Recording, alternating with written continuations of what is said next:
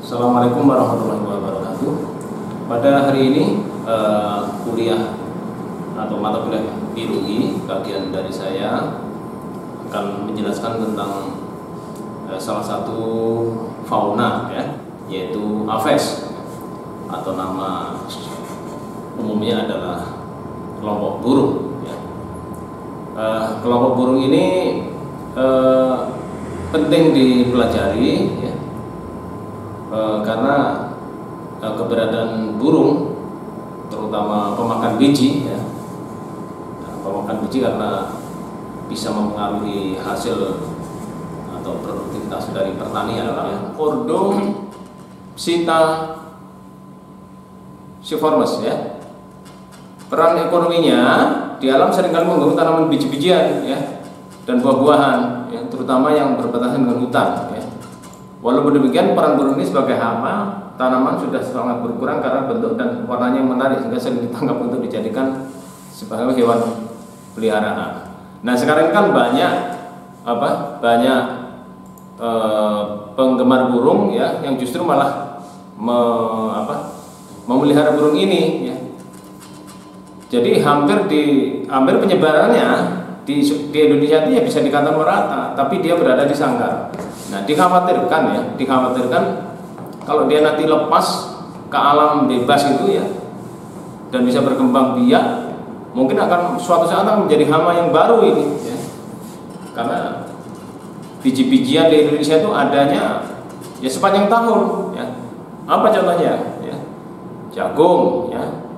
Apalagi ya? Jagung, kemudian cantel itu apa ya cantel? Semacam kalau dulu ada Java Wood ya, Java Wood atau apa ya, saya lupa. Cantel, kemudian kelompok itu apa namanya yang biasa untuk yang mirip dengan yang bijinya bulat-bulat itu ya, banyak kecil-kecil ya, yang pohonnya mirip dengan pohon jagung. Itu suatu saat nanti kalau sorghum ya, sorghum dan kelompok sorghum. Jadi kalau suatu saat nanti burung ini banyak yang lepas dan bisa menyesuaikan diri hidupnya di sekitar kita, ini mungkin menjadi burung yang menjadi hama yang baru ini jadi bisa berpotensi menjadi hama ya. Karena kita ini berada di dunia pertanian, mempelajari biologi, maka suatu saat ya kita harus waspada ya. Harus waspada. Yang kita pelajari itu nanti suatu saat bisa tidak menjadi bisa berpotensi menjadi hama ya. Karena ya kalau dia sudah menjadi hama artinya dia sudah mengurangi hasil ya secara ini, dan kemudian kerugiannya adalah kemudian secara ekonomi dia merugikan ya. Jadi tadi dicirikan oleh bentuk paruhnya yang berubah catut ya. Wah, dan ini kuat sekali ya. Bahkan itu bisa bisa memotong kabel ya. Kabel, tapi bukan kabel ininya ya, kalau kabel-kabel yang kan ada logam yang kuat sekali, ada juga yang tidak ya. Tapi untuk yang logam yang tidak terlalu kuat dia bisa putus sekali ya. Ya. Tadi ordernya Passeres ya. Kemudian familinya Dicascidae ya. Kemudian burung cabe ya.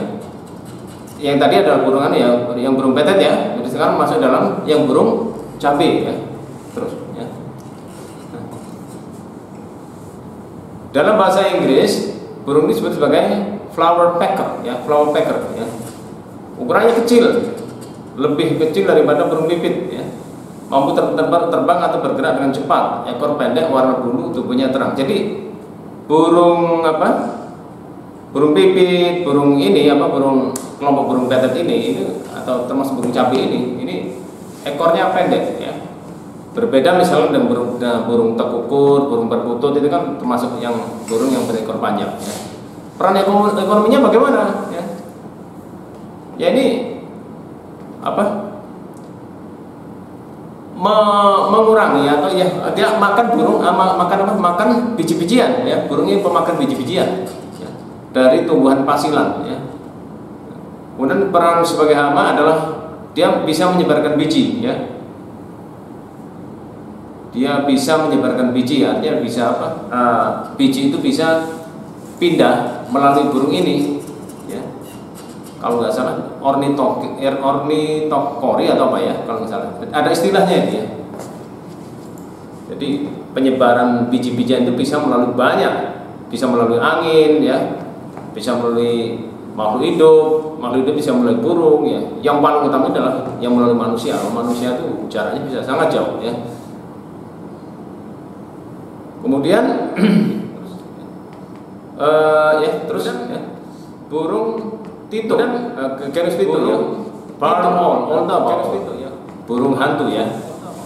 Ya terus ya. Keres tito itu spesiesnya banyak sekali ya. Ada tito alba. Nah, kalau yang tadi apa burung pipit, kemudian burung petet, burung cabai itu menjadi hama ya, menjadi hama. Kalau ini sebenarnya bukan hama, dia justru malah bisa dikatakan membantu kita. Karena apa? Karena dia makan makan tikus dan makan beberapa hama yang lain ya. Contohnya adalah barn owl atau titus alba ya. Ini adanya hampir di seluruh dunia ya. Nah, untuk burung ini, burung yang di Keres tito ini termasuk yang aktifnya malam hari ya. Malam hari atau bisa juga dia kalau di daerah hutan dan yang memang darahnya gelap itu siang hari pun dia bisa juga aktif ya. Nah, untuk yang titus alba ini keberadaannya hampir di seluruh dunia ya. Amerika Utara, Eropa, Afrika Selatan, India, Asia Tenggara dan Australia ya. Kemudian ada lagi Grace owl ya. Titus longimembris ya. Ini adanya di Jawa Barat ya, India, Cina Selatan dan Australia. Ya, ada lagi Celebes barn owl ya. Ini Sulawesi, kemudian Minahasa barn owl ya. Ini Sulawesi Utara. Kemudian musk owl ini di Jabar dan Australia ya. Kemudian Cape Grace owl ya.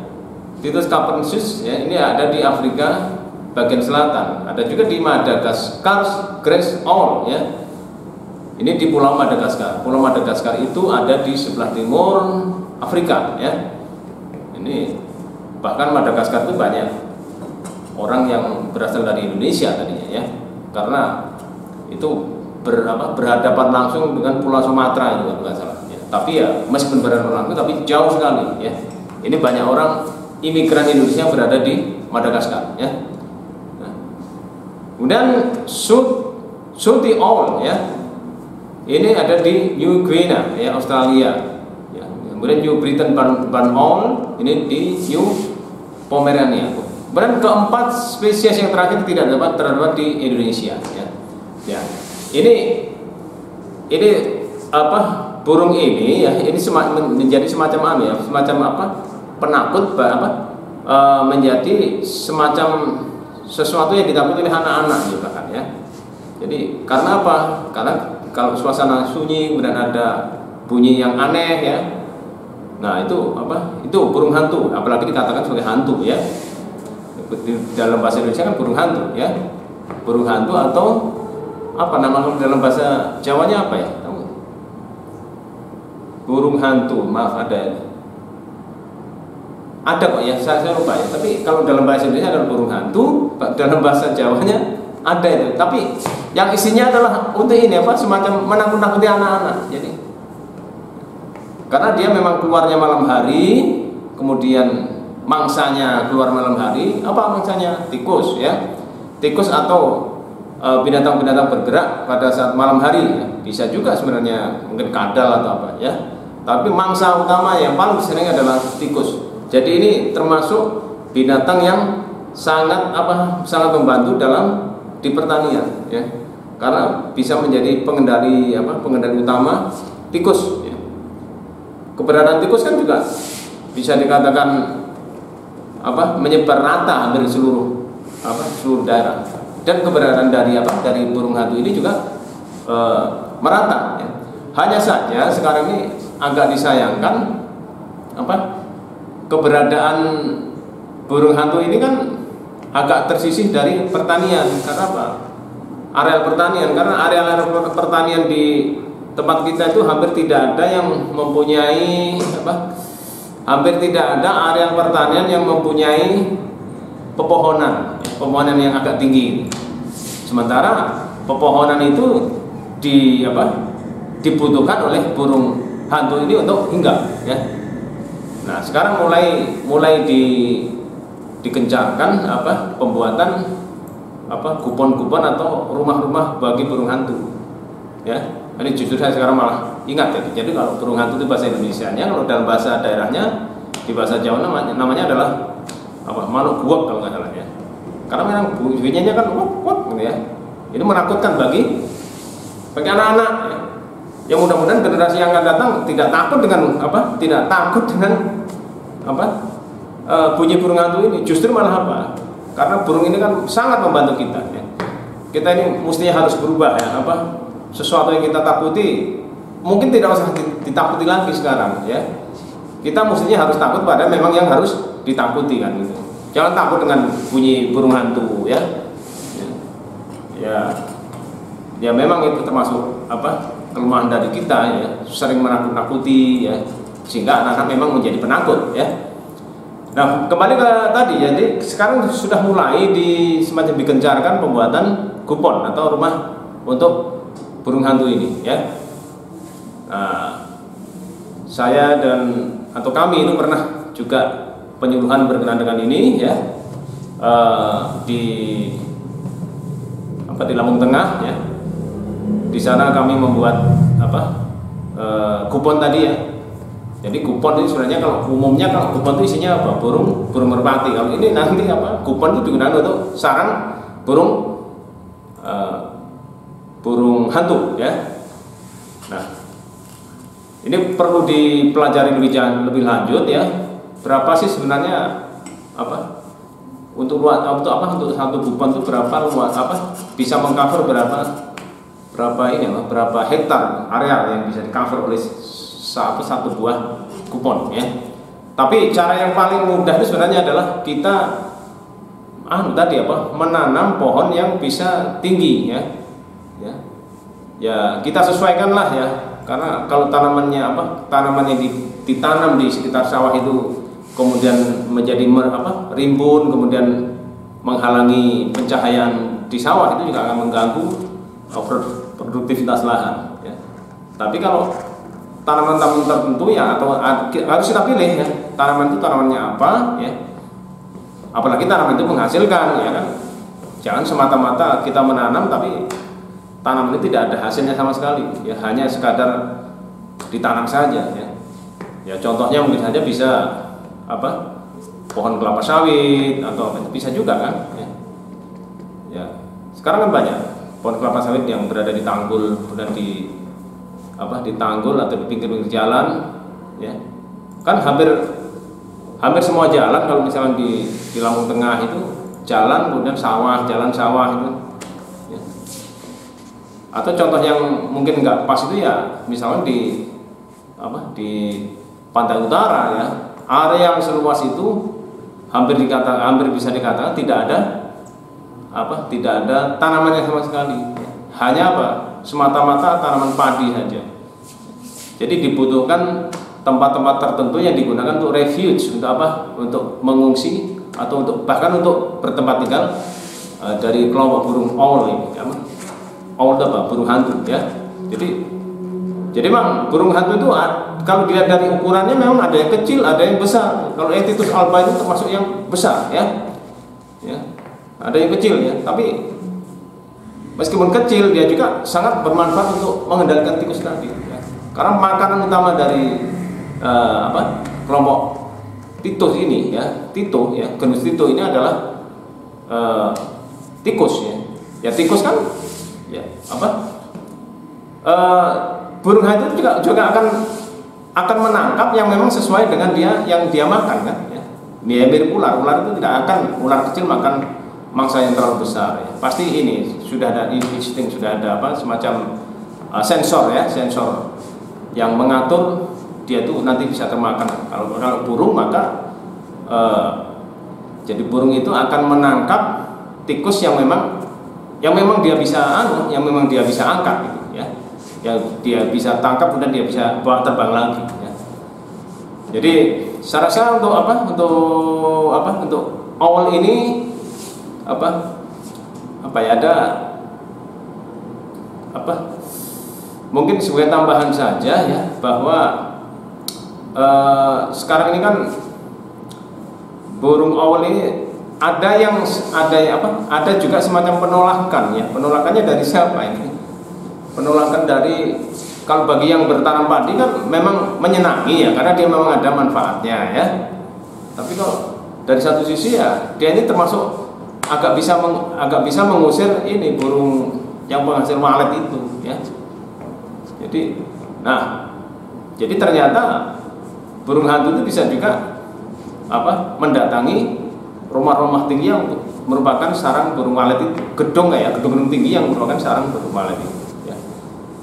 Ya, itu harus dikompromikan ya. Harus dikompromikan bagaimana caranya supaya keduanya bisa berjalan dengan sebaik-baiknya ya.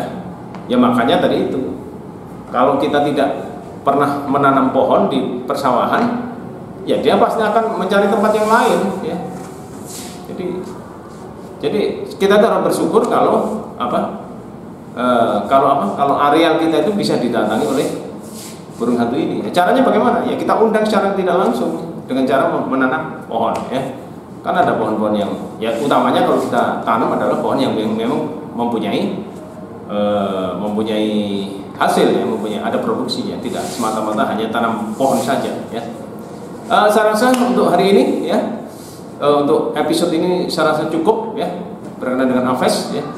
Tadi harus kita bedakan ya. Ada kelompok burung, ada kelompok kelompok ayam ya. Kelompok burung itu adalah peterbang yang baik ya, umumnya ya. Nah kalau kelompok ayam itu masuk dalam kelompok peterbang yang tidak baik ya. Hanya dia sulit untuk terbang. Dia punya sayap, sama-sama punya sayap, tapi ayam itu terbang itu tidak bisa bertahan lama ya. Bisa dibayangkan kalau misalkan yang terbang itu elang ya, itu sampai bisa berpuluh-puluh jam ya. Apalagi burung walet ya. Burung walet itu hampir seluruh bagian hidupnya digunakan untuk terbang gitu ya. Hampir seluruh bagian dari hidupnya untuk terbang ya. Tapi kalau ayam hampir seluruh bagian hidupnya digunakan untuk hinggap, untuk berada di tanah atau di sangkarnya ya. Saudara itu, terima kasih. Assalamualaikum warahmatullahi wabarakatuh.